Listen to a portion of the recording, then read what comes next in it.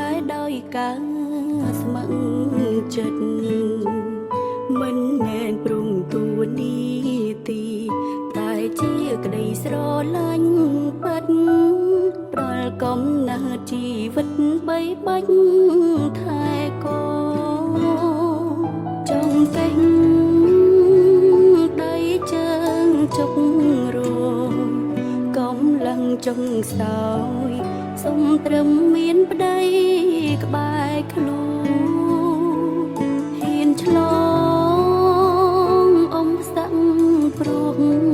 កូនសាច់ញាតិបងប្អូននៅចាំជួយលើកទឹកចិត្ត